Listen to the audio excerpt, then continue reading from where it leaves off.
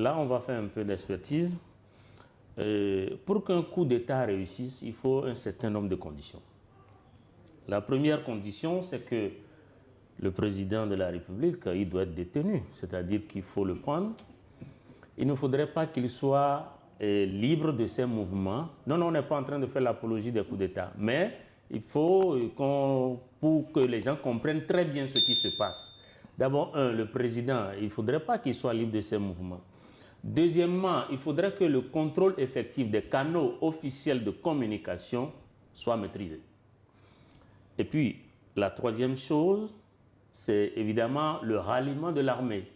Il faudrait que toutes les unités de l'armée se comprennent et décident de ne pas livrer un combat entre eux, de ne pas se massacrer entre eux, de privilégier plutôt l'intérêt général, la paix et la cohésion, la stabilité.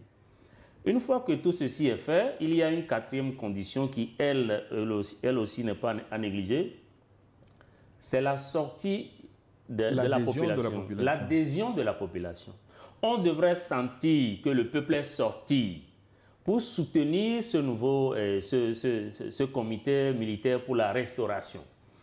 Donc, dans le schéma classique d'un coup d'État, un vrai, je ne parle pas des coups d'État pro-français, il est nécessaire que le peuple sorte pour applaudir. C'est seulement avec ces 3 ou 4 conditions qu'on peut dire qu'un coup est consommé ou pas.